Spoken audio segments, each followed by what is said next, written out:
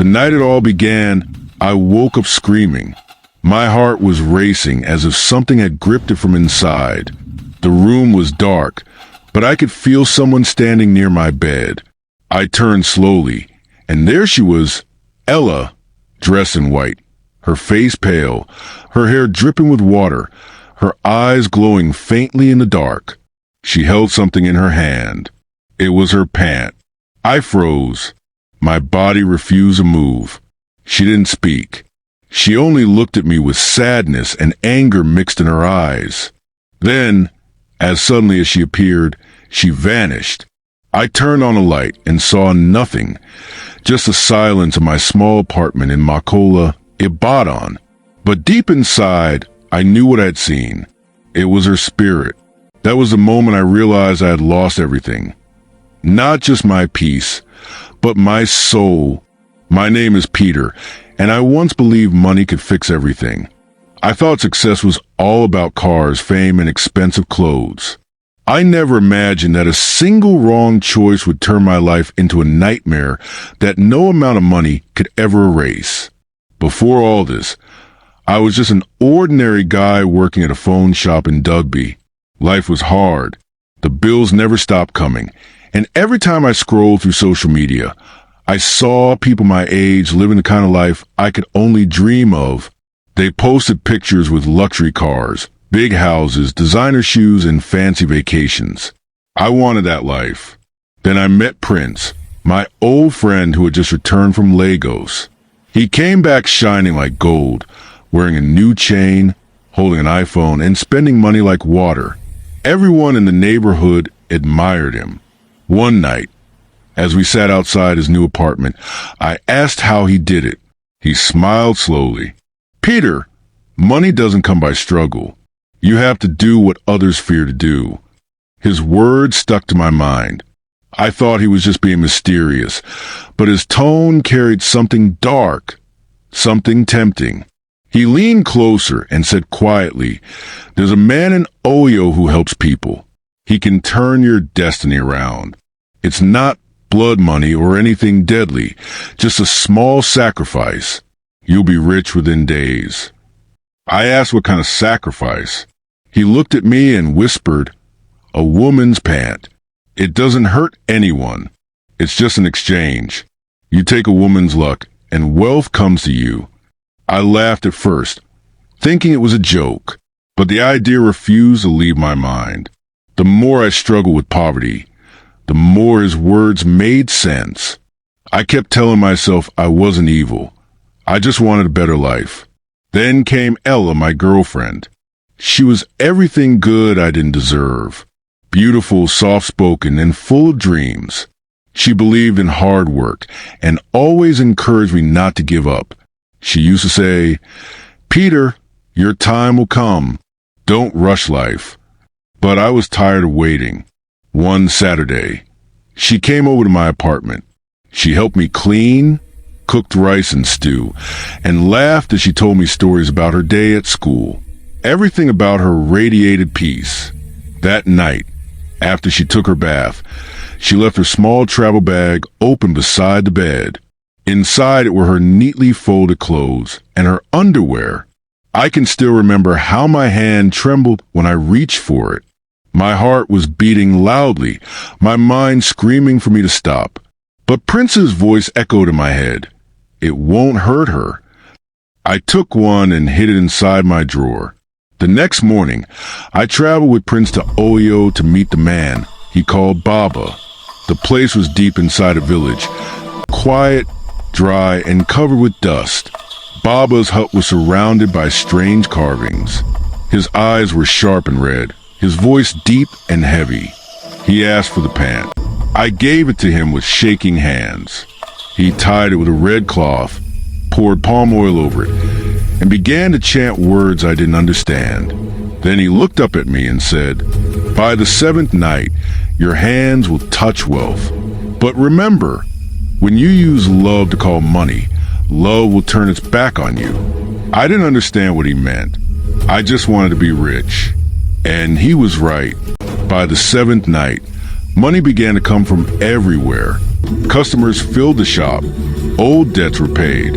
I received business, offers I didn't even expect. Within 2 weeks, I moved into a better apartment, bought new clothes, and became everything I used to admire on social media. People started calling me Peter the Big Boy. Everyone wanted to be my friend. But Ella began to fade. She became weak and pale. She said she was always tired and had strange dreams where someone dragged her into darkness. I told her to rest and take medicine, but deep down, I knew what was happening. One evening, she called me, crying softly. "Peter, I feel like I'm dying inside. Something is taking my strength. Please come." When I arrived, she was on the floor, her hands cold, her eyes full of pain. She looked straight at me and whispered, "You took something from me, Peter, didn't you?" My heart stopped. Before I could say a word, she went still. That was the night I learned that the price for stolen fortune is far greater than poverty. And from that night onward, Ella never left me, not even in death. After that night, I was never the same. Sleep became a stranger to me. Every time I closed my eyes, I saw Ella. She stood at the corner of my room, silent and still, her white dress floating in the air like smoke. I tried to pray, but my words felt empty. I tried to forget, but guilt followed me like a shadow. The money kept coming, but the more I earned, the more I lost myself. I bought new clothes, a car, and even started hanging out in expensive lounges around Ring Road. People called me lucky. They said I had finally found success. Yet inside, I was dying. At night, I heard whispers. Sometimes it was Ella's voice calling my name softly. Other times, it was laughter, low, mocking laughter coming from nowhere. My lights would flicker. The air in my apartment would grow cold, even when the weather was hot. I knew something was wrong, but I couldn't tell anyone. Who would believe that I had used my girlfriend's pant for money? One Friday evening, I went out with Prince to celebrate. The music was loud and the lights were bright, but I felt no joy. As I lifted my drink, I saw her, sitting quietly in a corner of the club. Her skin was pale, her eyes fixed on me. The glass slipped from my hand and shattered. When I blinked, she was gone. "Are you okay?" Prince asked. I forced a smile. "Yes." But I wasn't. That night, I barely made it home. I felt as if something was following me. When I turned the key in my door, a cold breeze brushed my neck. I rushed inside and locked the door, but the air grew colder. I could smell her perfume, lavender, soft but haunting. That was when I knew she hadn't forgiven me. Days later, everything began to crumble. My shop caught fire at dawn. The flames consumed everything. Phones, laptops, and even the cash I had hidden in the drawer. My bank account was frozen without warning. My car broke down on the same day. And then Prince, my friend, the one who introduced me to Baba, was found dead in his apartment, lying face down on the floor. No sign of struggle, no illness, just gone. I realized the spirits had started collecting their debt. I couldn't take it anymore. I traveled back to Oyo to find Baba, hoping he could reverse what he had done. The journey felt endless. When I reached his compound, it was empty. A small boy sitting by the road told me Baba had died 2 weeks earlier. They said the spirits came for him at midnight. The boy whispered. He screamed until his voice disappeared. I stood there in silence, the wind blowing dust against my face. There was no one left to help me. When I returned to Ibadan, I went to Ella's family house. Her mother opened the door, and the moment she saw me, her eyes filled with tears. "Peter," she said softly, "why are you here?" I knelt down. "Mama, please forgive me. I know what I did was wrong. I didn't mean for Ella to suffer." She didn't answer. She just looked at me with sadness and said, "If her spirit still walks, let her decide your punishment." Then she closed the door. That night, I sat alone in my empty apartment. The city was alive outside, car horns, music, laughter, but inside, everything was silent. The clock ticked slowly, and I waited for sleep that never came. At exactly midnight, the lights flickered. I looked up, and there she was again. "Ella," I whispered. She stood at the foot of my bed, her hair falling over her face, her eyes filled with sorrow. I fell to my knees. "I'm sorry. Please forgive me. I was blinded by greed." For a long moment, she said nothing. Then she stepped closer and spoke softly. "You stole what was mine, Peter, but love can still save you." Before I could speak, she disappeared. The next morning, I went to a small church near Challenge. I told the pastor everything. I confessed every sin, every lie, every secret. I expected him to shout or throw me out, but he simply placed a hand on my shoulder. "Grace still finds those who seek it," he said quietly. "You have carried darkness, but light is stronger." He prayed for me. That day, something inside me broke, not in pain, but in surrender. I cried for hours. It was as if the chains around my heart finally began to fall away.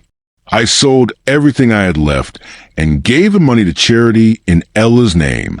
I left my fancy apartment and moved into a small room in Meffa.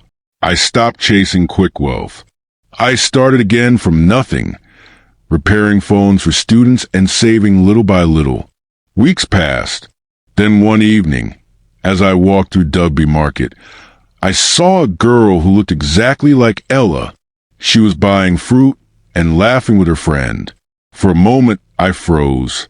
She turned and smiled at me. It wasn't her, but something about that smile felt like peace. That night, I slept soundly for the first time in months. No whispers, no shadows, just quiet. People who knew me before say I'm not the same. They think I become humble or withdrawn. They don't know my story. They don't know the price I paid for one reckless choice. Sometimes I visit Ella's grave. I clean the grass around it and talk to her softly. "I hope you're at peace," I always say. "Thank you for not destroying me completely." Maybe she hears me. Maybe she doesn't. But every time the wind passes through the trees, I feel warmth on my skin, like forgiveness. Now I live simply. I don't have millions anymore, but I have peace. I wake up each morning grateful to still be alive, grateful to have another chance. When young men talk about fast money, I stay silent. They laugh when I tell them patience is better than wealth built on darkness. But I don't argue. I've lived the truth. Sometimes at night, when the city lights shimmer over Badon and the air is cool and quiet, I hear her voice faintly, calm, gentle, no longer angry. "Peter," she whispers. And every time I hear it, I smile, because I know that somehow, somewhere, she forgave me, and maybe, just maybe, the spirits finally let me go